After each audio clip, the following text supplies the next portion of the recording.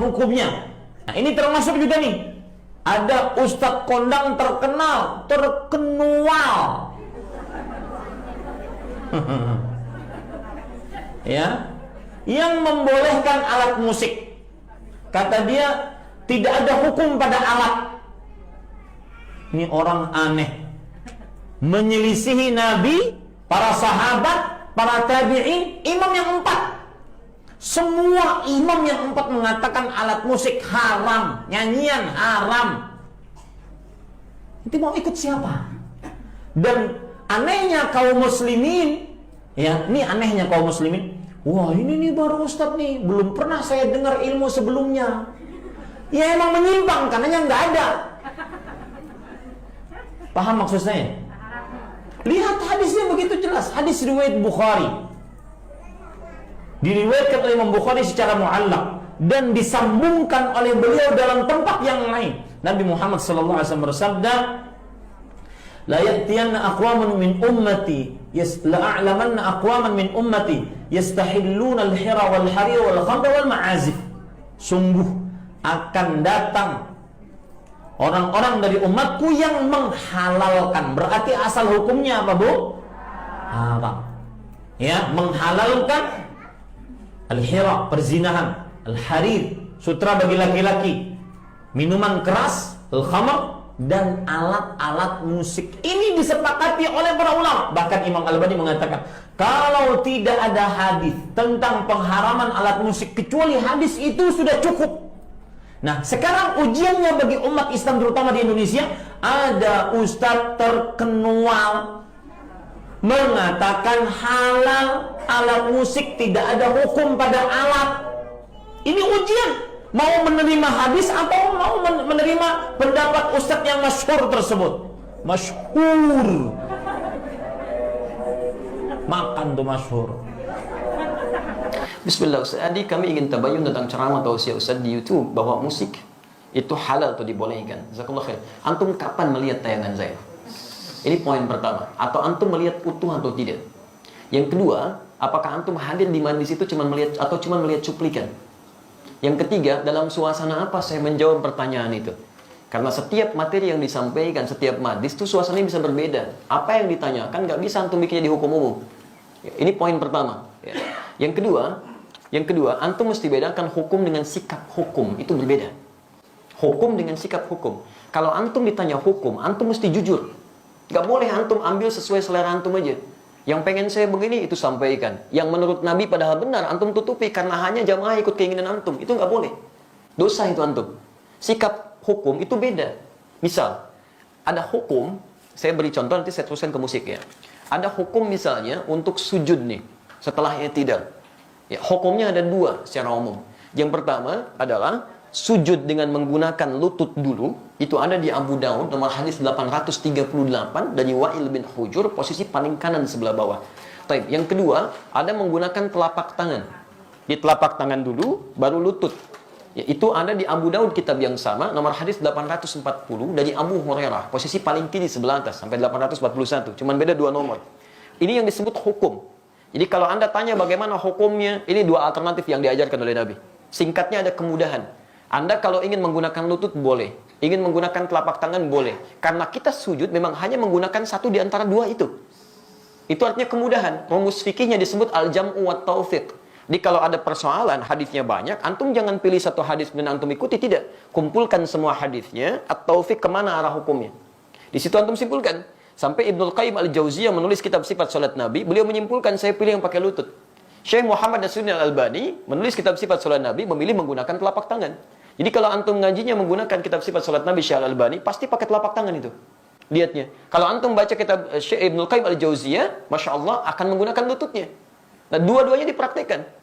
Nah, jadi kalau antum menggunakan lutut benar, menggunakan telapak tangan benar, yang salah itu ya menggunakan selain keduanya.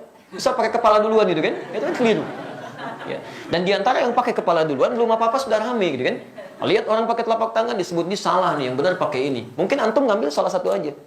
Dan yang tidak tepat ketika Anda mengajarkan pakai telapak tangan atau pakai lutut, Anda mengatakan nih yang lain salah nih, yang benar pakai ini. Hadisnya dhaif. Antum berani mendaifkan Syekh Ibnul Qayyim al-Jauziyah, antum siapa? Ya? Antum mengatakan yang pakai telapak tangan salah, antum di mana makamnya Syekh Al-Albani? Ini jangan sampai kita yang belum tentu hafal hadisnya jadi pada rame. Hadisnya aja nggak tahu gitu kan. Ya itu hukum. Adapun sikap hukum itu pilihan antum terhadap hukum. Antum bersikap ingin menggunakan lutut silakan. Bersikap ingin menggunakan telapak tangan itu silakan. Itu nggak ada masalah di sini. Jelas di sini? Nah sekarang dari pemahaman ini, mari kita tarik kepada pertanyaan tadi. Musik apa sih hukumnya? Apa dulu musik itu? Antum harus kenali dulu. Apa dulu musik? Jangan-jangan ribut masalah musik, antum sendiri nggak kenal musik. Antum menghukumi musik, handphone antum sendiri banyak musiknya. Ringtone, tone itu kan musik. Begitu bunyi, musik itu haram. Bunyi, teng-teng gitu kan. Masya Allah. Haram semua tuh di HP antum tuh. Antum harus kenali dulu apa itu gitu kan. Musik itu segala suara yang menghasilkan irama. Ingat ya, alhamdulillah saya sampai S2 itu spesialis saya di bahasa Arab. Saya senang tafsir Quran. Saya sangat cinta Quran ya. Dan alhamdulillah untuk memahami Quran saya harus paham bahasa Quran. Maka saya belajar di bahasa itu. Dan turunannya nanti ada pembahasan tentang syair. Yang di syair itu salah satu subbabnya pembahasan tentang musik. Karena unsur dari syair itu musik. Salah satunya. Musik segala suara yang menghasilkan irama. Jadi setiap suara menghasilkan irama itu disebut dengan musik. Jelas di sini? Ini dibagi dua nanti. Ya, yang pertama, ada yang tidak menggunakan alat. Jadi suara. Dan orang Arab sudah terbiasa tentang itu. Maka ketika mereka membuat syair, di antara unsur syair itu salah satunya musik. Kalau antum belajar jurusan bahasa Arab, berbicara tentang syair itu pasti itu akan belajar itu. Di antaranya ada irama, musik di situ. Kalau diturunkan ada 16 rumus, disebut dengan bahar di ilmu arud. Ada bahar tawil, ada madid, ada rajas, ada macam-macam. Dan sejak zaman jahiliyah sudah ada. Jadi begitu mereka bikin syair tidak ada irama musiknya, itu disebut aib musiknya. Aib syairnya, celah. Bukan syair yang fasih. Ya, tawilun lahu dunal buhuri fadailu fa'ulun mafa'ilun fa'ulun mafa'ilu kifanat min dzikra habibin wa manzili bisaqtul liwa bainad dakhuli fahawmali. Selalu ada iramanya membedakan satu dengan yang lainnya. Nah, pada yang seperti ini bahkan turun ayat Quran. Saya ulang ya, bahkan surah khusus yang membahas tentang kebiasaan mereka. Surah ke-26 disebut asy-syu'ara. Asy-syu'ara itu jamak dari kata syair yang berarti pemusik, penyair. Nggak pakai penyair. Itu penyair. Saya ulang ya, penyair. Jamaknya asy-syu'ara. Tayyib, kalau antum baca nanti dari ayat 224 sampai ke ujungnya, singkatnya apa? Ada kebiasaan-kebiasaan mereka ketika ayat turun yang dicela oleh Quran. Dicela oleh Quran. Wasyu'ara yattabi'uhumul ghawun, dan para penyair itu seringkali menghadirkan hal yang tidak bermanfaat. Wa hum fi kulli wadin yahimun, ada yang datang ke lembah-lembah nyari inspirasi sehingga ibadah ditinggalin. Datang ke lembah, jadi apa Pak? Dari ilham. Kan ilham tetangga Bapak. Oh enggak, saya yang di sini. Jadi itu, dari inspirasi, nulis macam-macam. Sehingga maaf, kebaikan-kebaikan diabaikan. Kan sholat tertinggal, macam-macam tertinggal. Zaman jahiliyah banyak yang begitu. Sehingga ketika zaman Islam, dibedakan. Yang seperti ini gak ada banyak manfaatnya. Bahkan ada yang menuduh Nabi SAW. Ada yang menyerang Nabi dengan syair. Banyak. Ada Zuhair bin Abi Salma sebelum dia taubat. Nyerang Nabi itu. Disebutkan begini, dan sebagainya. Apa yang terjadi? Sisi lain, banyak juga penyair muslim. Di antaranya Hasan bin Sabit. Hasan bin Sabit bahkan langsung disebut sebagai syairun Nabi. Seorang penyair yang membela Nabi SAW. Jadi begitu di sudut sana mencela Nabi, di sini kemudian membalas dengan membela Nabi SAW. Dan tidak sedikit pembelaan itu dihasilkan lewat syair. Yang seperti ini langsung disanjung oleh Quran. Illal ladzina amanu, kecuali para penyair yang beriman kepada Allah Subhanahu wa taala. Yang dengan syairnya dijadikan untuk membela Islam dan mengangkat nilai-nilai kebaikan. Jelas sampai sini dulu? Ini sisi yang pertama. Jadi Anda bayangkan, Anda mesti fair di sini. Ada ayat yang mencela keadaan tertentu, ada ayat yang kemudian mengangkat nilai kebaikan di situ. Jelas? Bahkan Nabi SAW pernah kemudian meluruskan ketika seseorang memuji Nabi untuk mengkultuskan. Jangan sebutkan itu, sebutkan yang lain. Dan Nabi SAW ketika pulang dari perang Tabuk pulang, itu disambut dengan syair. Dan beliau diam. Tala'al badru alaina min thaniyatil wada'i, ya wajaba syukru alaina, mada'a lillahi da'i. Dan antum ada yang kemudian membuat dengan musik-musik kasidah itu. Itu asalnya kan itu syair. Ya, dari madid rumusnya. Tala'al badru alaina min thaniyatil wada'i wajaba syukru alaina mada'a lillahi da'i. Ada semuanya di situ. Ya. Sampai orang Arab itu, Bu, Pak, jangankan masalah seperti itu, lihat binatang, lihat macam-macam, itu memang itu Masya Allah, itu langsung bisa bikin syair. Refleksnya syair. Itu lihat burung aja, burung bulbul lompat-lompat bikin syair. Al-Asma'i pernah bikin, cuma gara-gara burung bulbul lompat ke dahan-dahan bikin syair. Sautu safiril bulbuli hayyaja qalbi thamini al-ma wa zahru ma'a ma zahri lafdhul muqali fa anta yasridi wa sayyidi wa maulani fakam tajumuni ghajirin uqalqali qataftuhu min wajhatin fi hadha ar-rajuli faqala la la la faqad ghada muharmili wal walad wali yawaydani faqultu la tuwalbili fabayyinu lu'lu'ali qalat law hina kadha in hadadul muqali kahatan kakailali tabtabi tabtaburi. Ada semuanya. Dia bikin itu. Dan dalam suasana membuat itu, Nabi biasa saja. Jadi ketika buruk dicela oleh Nabi, ketika baik didiamkan oleh Nabi. Maka dari sini ulama sepakat dalam persoalan syair, musik yang berasal dari suara. Awas ya, berasal dari suara itu terbagi pada dua bagian. Ada yang dicela sampai tingkat keharaman ketika menjauhkan dari Allah Subhanahu wa taala, membuat diri lalai, makruh dengan kalimat-kalimat yang tidak pantas itu yang haram. Jelas? Tapi kalau yang dimaksudkan kalimat-kalimat kebaikan, sampai Imam Syafi'i punya syair disebut Diwan Asy-Syafi'i, ajakan pada kebaikan, ketaatan di situ, itu dibenarkan oleh para ulama. Tidak ada masalah di situ, yang disebut dengan hukum boleh. Jelas di sini? Jadi pernyataan saya jangan di framing gitu kan, jangan dipotong seakan-akan Ustaz dibolehkan ini. Kata siapa? Saya nggak pernah membolehkan itu. Hukumnya ada di Quran, turun sejarahnya, antum bisa lihat, ini yang tidak boleh, ini yang boleh. Sekarang alat musik. Bagaimana dengan alat-alat musik?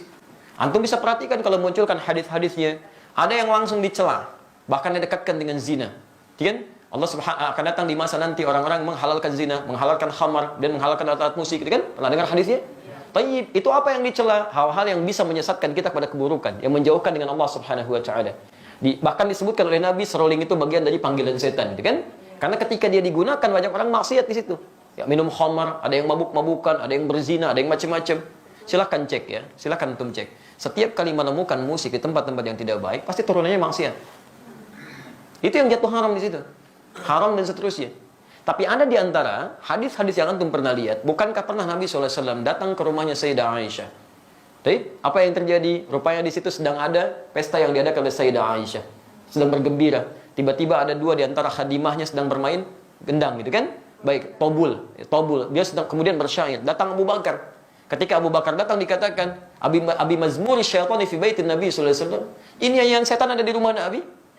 Kata Nabi, biarkan dah ya Abu Bakar. Falikulli ummatin 'id. Karena setiap orang, setiap umat punya hari rayanya. Biarkan aja katanya. Jadi ada yang dibiarkan oleh Nabi, ada yang tidak diperkenankan. Tapi pembiaran Nabi itu juga bukan menjadikan Nabi fokus kepadanya. Nabi nggak fokus. Nabi nggak pernah misalnya pikirin itu, nggak pernah nikmati itu. Jadi beliau biarkan, tapi beliau nggak mencela. Jelas di sini? Ini menunjukkan bahwa pada hakikatnya Nabi tidak mengutamakan tentang musik itu. Yang walaupun itu dibenarkan sebagian yang tadi itu. Tapi kemudian beliau tidak hindarkan karena dikhawatirkan nanti umatnya malah fokus kepada hal demikian. Jadi ada yang dibenarkan oleh Nabi, tidak seketika dilarang dalam sifat-sifat yang seperti tadi. Adapun yang tadi alat musik yang lain, yang digunakan pada sesuatu yang maksiat, yang tidak baik, itu yang dihukumi haram oleh agama. Dan pada hakikatnya alat itu nggak ada hukumnya. Alat benda nggak ada hukumnya. Saya mau tanya, apa hukumnya golok? Apa hukumnya pisau? Nah, antum belajar usul fikih dulu. Hukum itu tidak melekat pada benda. Hukum itu melekat pada amalan. Ingat, pada amal, bukan pada benda. Golok digunakan untuk apa? Kalau digunakan untuk sembelih hewan korban, maka hukumnya dia halal. Tapi kalau digunakan untuk, nah ini poinnya. Misal, ancam orang, bunuh orang. Saya kemarin ke Bali, Masya Allah. Ya. Begitu turun dari rumah makan, ada seorang, Ustaz, mohon Ustaz untuk makan hari ini aja, untuk makan hari ini aja. Tapi yang dipegang, golok, kemudian pisau, ditutup, bagi di hadapan ke kita. Begini Ustaz, tolong untuk makan hari ini. Masya Allah. Itu luar biasa kan? Itu luar biasa. Dia meminta dengan cara yang tidak elok gitu kan? Walaupun kita paham maksud dia butuh sesuatu. Tapi dia katakan, ini loh pisau saya. Ini golok saya gitu kan? Itu nggak boleh yang seperti itu. Itu haram hukumnya golok digunakan demikian. Jelas ya? Baik, jadi teman-teman, ketika saya ditanya hukum, saya jelaskan inilah hukumnya begini. Tapi kalau Anda tanya saya, apa sikap hukum saya? Kalau saya menjauhi itu. Saya jauhi gitu kan. Saya tinggalkan, saya jauhi. Sekalipun saya paham teorinya. Dan dari situ saya paham, orang barat mengambil rumus-rumus musik dari situ. Saya sampai hafal. Hafal saya rumus gitar, rumus piano, saya hafal. Karena mereka ngambil dari situ, saya pelajari itu. Tapi saya nggak pernah main begituan. Apakah kalau kita menghafal sesuatu, kalau lantas disebut saya membolehkan? Belum tentu. C, D, F, G, A, B, C, D, F, C, D, F, G, D, F, G, A, B, C, D, A, B, C, D, F, G, A, F, G, A, B, C, D, E, B, C, D, F, B, C, D, F, B, B, C, D, F, B, C, D, F, B, C, D, F, B, C, D, antum aja belum tentu tahu tuh. Jadi kita membaca sesuatu bukan berarti kita masuk di dalamnya, tidak gitu kan? Untuk merumuskan rumus hukum yang boleh, yang tidak boleh. Antum mungkin biasa, tapi bagaimana dengan orang-orang yang profesi di dalamnya? Ada yang mengajar begini, ada yang begitu. Saya mesti berikan pendalaman hukum seperti ini. Tapi sikap saya seperti ini. Jelas di sini? Baik. Antum boleh tidak sepakat, tapi jangan sampai ketidaksepakatan itu menjadikan kita harus saling mencela. Itu nggak boleh. Nggak boleh. Dalam tidak sepakat itu nggak boleh mencela. Apalagi dalam hal sepakat, kan? Baik.